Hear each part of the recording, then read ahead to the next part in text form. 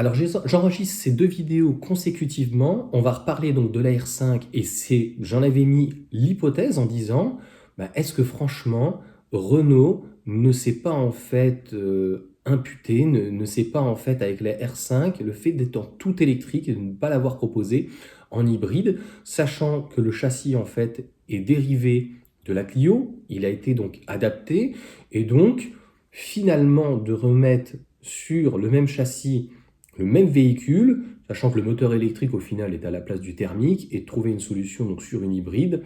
Donc on pourrait dire une sorte de multi-énergie. Donc par rapport à ce que fait Stellantis, surtout sur les petites citadines, hein, très concrètement, petit aparté, sur les citadines, il n'y a pas trop d'impact encore sur le poids, ça peut aller. Renault fait assez fort sur le poids donc, du Scénic, par contre c'est vrai que le 3008, ça s'envole. Après, on n'a pas tout à fait les mêmes batteries. C'est la première fois qu'on aura quand même une Peugeot avec un comportement routier assez pâteau, assez moyen, et qui aurait tendance à sous-virer et à s'écraser. C'est quand même jamais vu, j'ai eu beaucoup de Peugeot. Renault, bon, bah, sur la Mégane, voilà, le comportement routier est très moyen. Donc c'est bien beau de mettre 220 chevaux, énormément de couple dedans, mais bon, si ça passe pas, le Scénic déjà comme il est un peu plus lourd, eh bien ça passe déjà un peu mieux, un peu plus haut.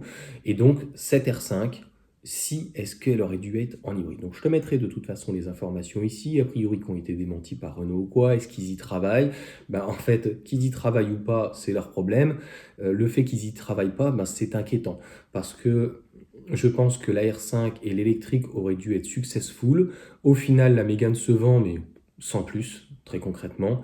Le Scénic a l'air de se vendre, mais sans plus. C'est pas la Bérésina, et encore en France, et en Europe, honnêtement, il n'est pas dans le top 10, et je pense qu'il sera jamais dans le top 10.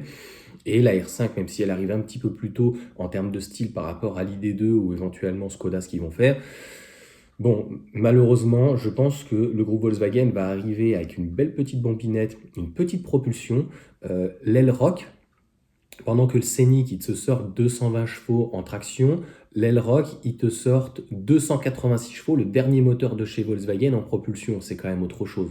Et pour pas plus cher, d'accord?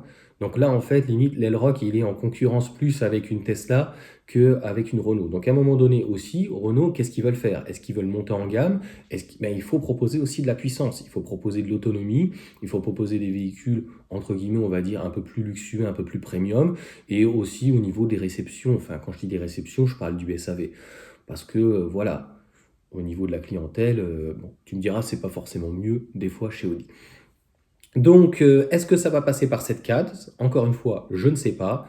Mais pour moi, Renault s'est tiré littéralement une balle dans le pied, dans la mesure où une hybride, ça aurait été extrêmement positif. Ça aurait été, vous voyez, en encore 10 ans. Eh bien, écoutez, on vous propose le choix entre notre magnifique R5 en électrique ou éventuellement en hybride. Vous avez cette possibilité-là. Voilà. Et honnêtement, je pense qu'elle aurait fait un carton avec le moteur, la boîte à crabot, voilà, qui n'est pas fantastique, mais c'est un 1,6 litre, 140 chevaux, ce moteur qui commence, voilà, hybridation qui commence à être amorti, qui est à peu près dans toute la gamme, qui est aussi chez Dacia.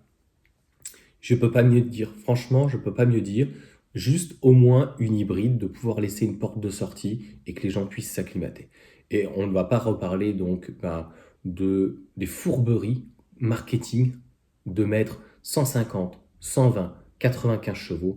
À un moment donné, tu proposes le meilleur de toi-même. Tu proposes, et c'est ce que font pour le coup, on ne peut pas leur reprocher aux Chinois, ils proposent vraiment technologiquement parlant, et quand ils font les produits en Chine, qu'on n'a pas, et quand ils arrivent en Europe, ils essayent quand même de te proposer des véhicules, non pas qui tiennent la route, mais le meilleur d'eux-mêmes. Quand tu vois qu'en Belgique, au Luxembourg, à partir de 37 700 euros, tu as une BYD, c'est-à-dire qu'à 37 000, sans bonus, sans rien, il faut arrêter les conneries, tu as limite une R5, et que de l'autre côté, tu as BYD qui te propose un véhicule de 4,80 m, 4,79 m, 7 secondes 5, ça marche tout aussi bien. C'est un truc de mal. Avec une batterie et 460 km WLTP, avec aussi un V2L. Donc l'autre aussi a un V2H et encore, hein, celle de base, elle aura rien. Donc en fait, quel est l'attrait? Elle ne se vendra pas. Alors qu'en fait, c'est souvent celle de base que tu viens acheter. Elle sert en fait juste à appâter. Et en fait, elle sert juste à faire du marketing en disant, bah, vous voyez, on n'a pas bien proposé une R5 à 25 000. Donc de toute façon, honnêtement, ne l'achetez pas. Ça pourrait être un des titres. Pourquoi il ne faut pas l'acheter la R5?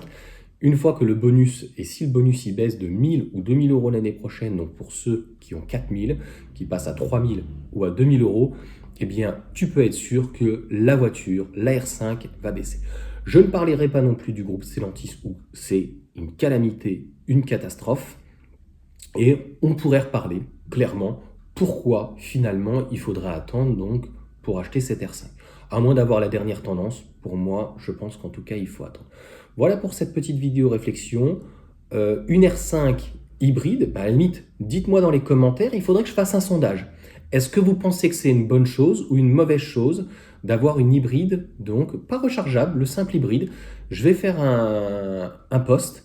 Et puis dans ces cas-là, on verra ce que les gens disent, mais ils n'ont pas fait d'études. Je ne suis pas sûr là-dessus, d'études de marketing, pour voir si c'était pas une possibilité. Et techniquement, c'est possible. Sur ce, en tout cas, bonne journée. Ciao à tous.